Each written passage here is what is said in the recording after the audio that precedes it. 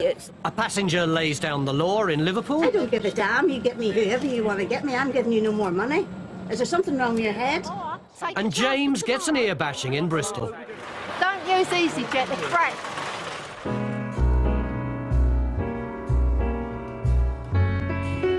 Come fly with me, let's fly away. If you can use some exotic booze, there's a bar in far Bombay.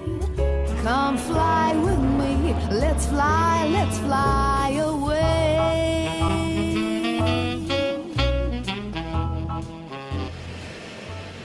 6 a.m. Luton Airport. The first flights of the day are checking in. Any passports, please? Each year, Easyjet sends more than 120,000 snow enthusiasts out to Switzerland. Oh, you're right there. For Paul and Andrew Glander, today's Geneva flight marks the start of an extreme holiday. Going for the weekend, are you? We're going to St Moritz, and my son's going to be riding the Cresta Run for the first time, so he's quite excited about that. Really? Yeah.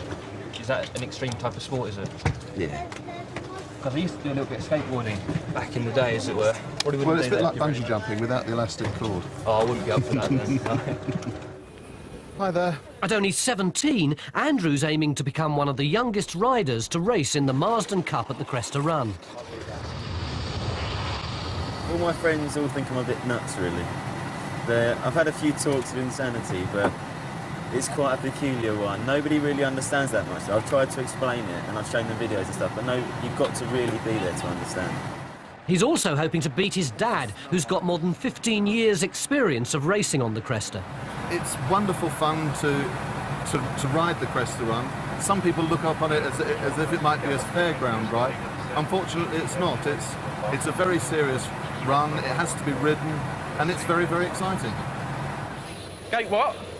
Supervisor Leo Jones has just come on shift, and it's not a promising start.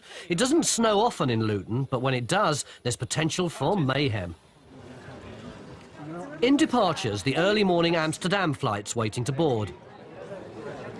Due to bad weather in Amsterdam, a lot of our flights have been grounded there, which means we don't have an aircraft to operate this 215 flight, which means that we've had to cancel it. They're cancelling the What we need to do when you've got your bags back, if you can go to the main terminal and contact the customer service desk, that's where we will start the process of the transfers, and we give you a letter explaining our policy and what we're going to do. To work. Okay. For Suzanne Borneman, the cancelled flight is a huge blow. I'm really angry. I mean, it's off to work tomorrow. I have to get home tonight. And, I mean, the thing is that there's just no possibility to go home anymore. I mean, arrange something. I mean, please arrange something. It's going to come up what gate on the screens in just a moment, if you look at the screen. The weather's set to worsen. It could be a long day for Leo. There are no problems with the weather at Liverpool Airport, but that doesn't mean that things are running smoothly. Margaret Johnston was hoping to check in for her Belfast flight. She says she booked a flight for today. The ticket says it was booked for yesterday, but no one's taking the blame. You should have checked your confirmation. Well, I asked for the dates, and the dates that I asked for, I assumed was on the ticket. Maybe I overlooked it to check it. I checked my times. I checked everything else. I didn't notice dates. No, I didn't notice dates. I assumed it was right. Fault of mine. You never checked it then, no? And I feeling I'm back in primary school. You never checked it, that's what you're telling me, yeah? No, wait a minute, love. Get down on your high horse and listen to me. You had it here in black and white, and it says the 20th of March. Look, no matter what's in black and white, what I asked over the phone, I wasn't given. Margaret's sticking to her guns, and her uncle's backing her all the way. Now, who's at fault, the professional or the ordinary traveller? The ordinary Please. traveller. The ordinary traveller. How am I flying? Good. If I asked Lovely you, customer relations. All today's flights to Belfast are fully booked. Margaret's only option is to pay for another ticket to fly on another day. I checked my times, yeah. See the seats for Saturday morning, no, £125. Say that again. I am paying no more money. You're asking me to pay more money for a mistake I didn't make? I don't think so. You have to get me home when I want home. No way am I giving you more money, love. I paid and I booked it in advance. No. This is not my mistake. There isn't anything else that you can do. I don't give a damn. You get me whoever you want to get me. I'm giving you no more money. Is there something wrong with your head? St Moritz in Switzerland, a winter playground for the rich, famous and the totally insane.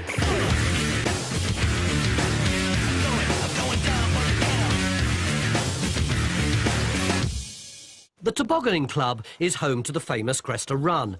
It's a 3/4-mile track of pure ice. Riders can reach speeds of over 50 miles per hour. Despite having never ridden the Cresta Run before, Andrew wants to race against his dad in the Marsden Cup. First, he needs to qualify. Each year you see it and you think, that's steep. But I've been thinking about riding for a while, but looking down there now, it's never seemed steeper. It really is quite a nerve-wracking experience. But once you actually start on the run, the fear disappears. It's quite strange, and you've got the task in hand firmly in your mind, so I think he'll be okay. And there's just time for some last-minute advice from Dad. So you know what to do? Over onto the right-hand side in Curzon, back on the toboggan, OK? Stay back down Junction Street. There's no backing out now, it's just Andrew and the course.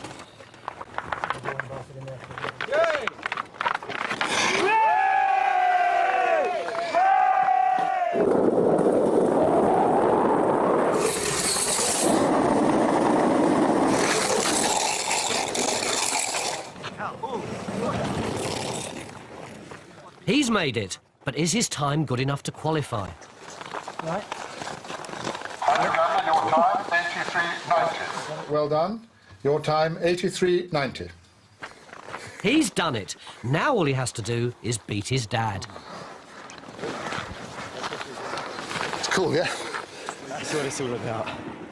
Oh, lovely, lovely. Luton, and the weather's getting worse. It's only 3 at the moment. Snow's due to be here till 10, which is a good possible 5 hours away now, so it's going to get thicker. And as it gets thicker, we need more snowplows, and the runway's probably going to close again to be cleared, so it could possibly get worse. We've just been standing for 2 hours. There's no communication whatsoever. As passengers become more frustrated, the customer service desk is swamped with hundreds of people who've had their flights cancelled. It's been absolute pandemonium today.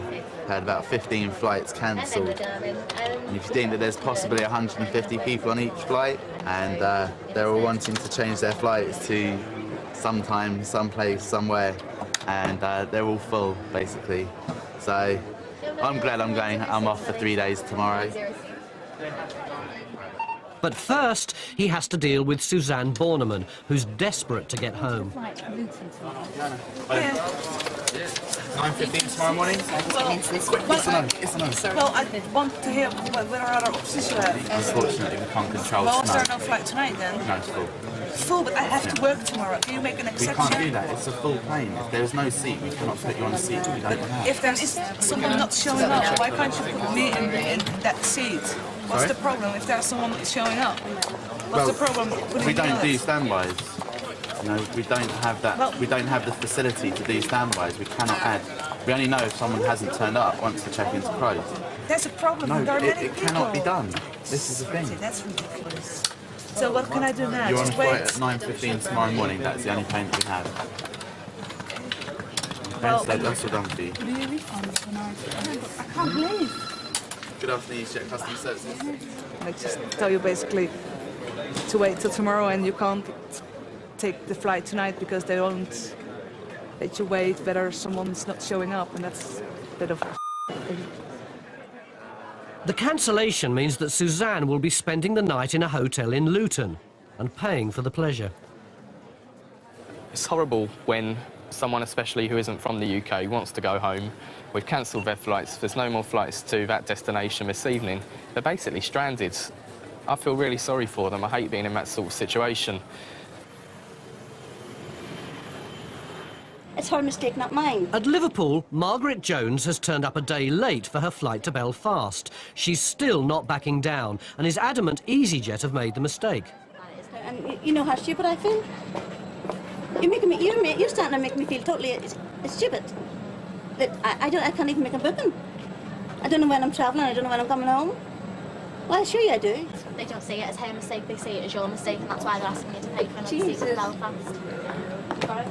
I may come from Belfast, love, but I'll tell you what, love, we're not really totally stupid. That when you booked your flight, the lady's logged it in the system to say that she's Well, explained... then the lady who logged it in the system obviously has made a mistake.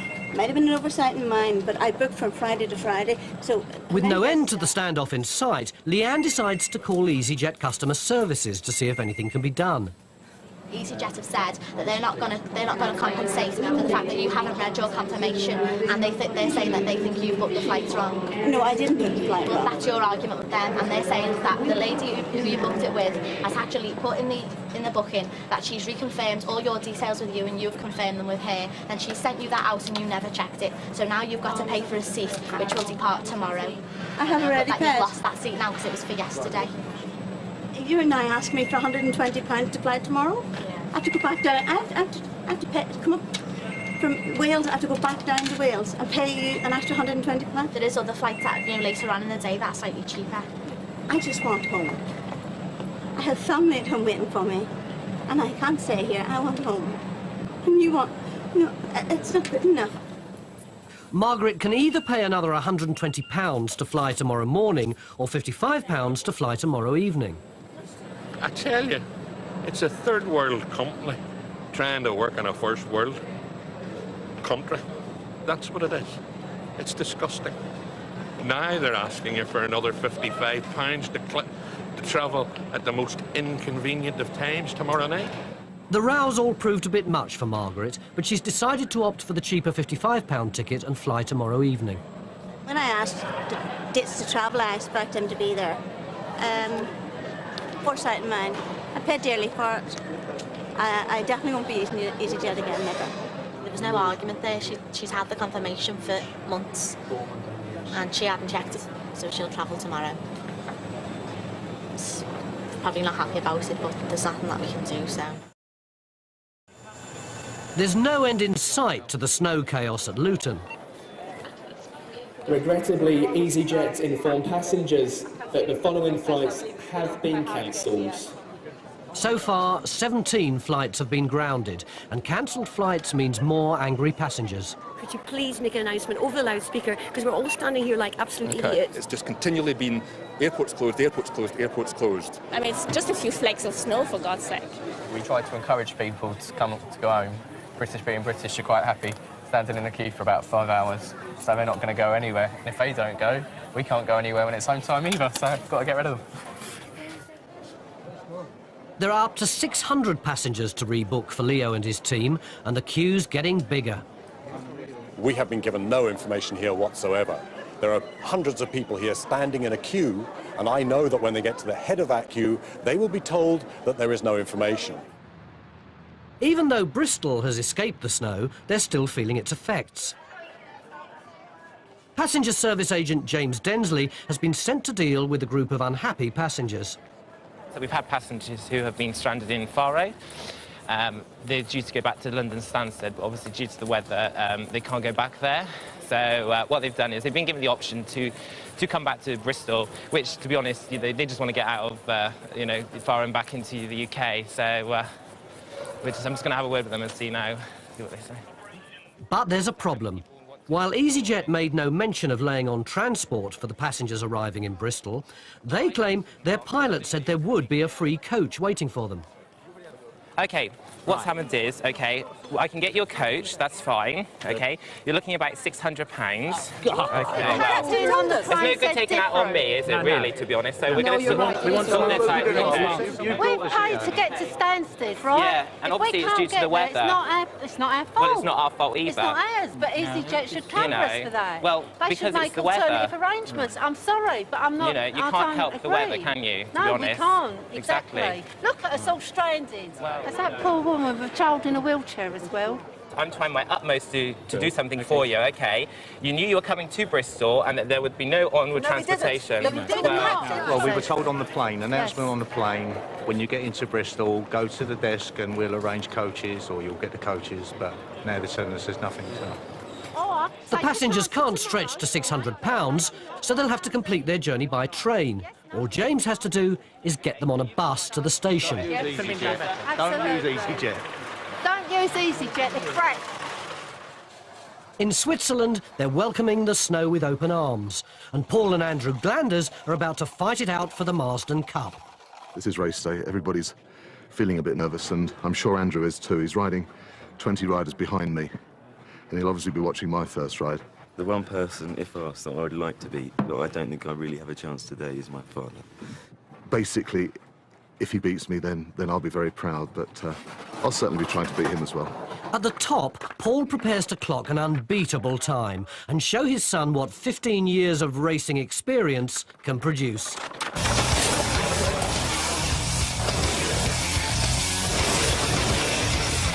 on!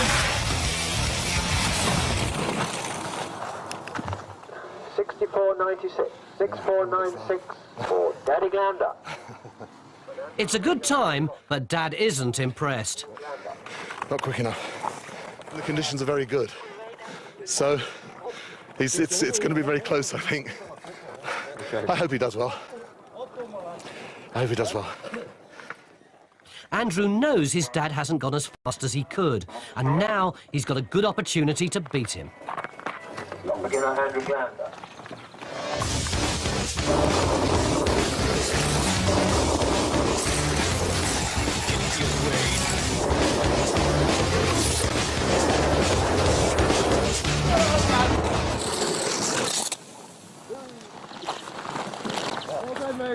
Well done, Andy. 60.1 seconds, nearly 5 seconds faster than his dad. Youth has triumphed over experience. Well done, son. What a great morning, eh? What a great morning. Oh, what a great day. So what champagne is your father going to buy you for you're having defeated him so well? Nice. How does it feel to have beaten your father then? Good. I'm very proud of you. Very proud of you. It's back to the hotel to celebrate Andrew's win. One of the youngest riders we've had, Andrew Glander. The champagne flows and Andrew can savour the victory. Cheers, well done. I need to change times from Bristol Temple Meads to London Paddington, please. James Densley's waiting with his stranded passengers in Bristol for the bus to take them to the train station. Well, the coach will be here at 6:30. Hey, Roger. 5:30, sorry. 5:30. You nearly met a sudden and violent death then. Oh. Temperatures are close to freezing, and they've already been waiting outside for 15 minutes. Bus haven't arrived. It hasn't arrived. I think we'll have to take a taxi now. We're going to miss this train into London. But just in time for James, the bus arrives. Right. Are you able to go into the Bristol Temple? Where are you going to? No, they need to get to the Temple Meads. Unfortunately, it's the wrong one. Oh dear. It could mean they missed their train to London. We had 2 hours to spare at Faro whilst we were waiting for this flight. So if we'd have known, we could have used the 2 hours to, to contact people, to make our own plans. We were told that everything should be okay. We opted, do you want to take this flight to come home? And we said yes. We weren't forced to, but we felt that by doing so, it would leave tomorrow 20 people less that Easyjet would have to try and accommodate. We thought we were doing them a favour. Obviously, we haven't done them a favour. As yet another bus passes them by, some of the passengers are beginning to think that maybe James isn't doing enough. Madam, I've done my utmost. There's nothing more I can personally do. Well, you've done absolutely nothing Well, apart from delaying us for 2 hours. That's in your opinion. No, it's the truth. Well, it's fine. After a half-an-hour wait, a coach eventually arrives, just in time to save James's skin. You can move mountains for people and that still won't satisfy them. We're normal people. I can't do anything out of the ordinary, really. Obviously, it's upsetting for the passengers. It's, it's distressing for the staff as well, having to deal with it. But we got through it in the end. At Luton, passengers are going nowhere. While some still queue, others are resigned to spending the night sleeping in the airport in the hope that the weather will improve tomorrow. Well, we couldn't get back from London until 11, so we missed our flight. So we got back and I've just kept down here. We can't get away today either, so we have to stay here until tomorrow morning, I think. In the 24 hours since it started to snow, Easyjet has cancelled 196 flights. For the staff that did make it into work, it's been a long and tiring day. I've had problems today that I just didn't think we'd have when I first come into work. I thought, yeah, we might have the 1 or 2 flights cancelled. Didn't think we'd have the quantity of passengers in the terminal that we did have. It's been absolutely mental. One of the worst days that I've had since I've been working here. My day from hell, completely. It's awful. Suzanne Borneman arrived for her Amsterdam flight the next morning. That flight was delayed until the afternoon, and she never made it to work. What can I do now? Just wait. The stranded Bristol passengers did make it home in the end, 5 hours later than scheduled. ladies and gentlemen. Next time on Airline, there's tears in Luton. I'm absolutely gutted. A commotion in Liverpool. You haven't. You haven't. We were here on time. And Leo goes shopping. Oh no. It may not be a foodie treat, but it's a treat nonetheless, as The Biggest Losers are given a makeover in a brand new episode starting next over on Sky One HD. And straight after that, 4 women face their own dieting demons in My Big Fat Cycle Challenge at 9:30.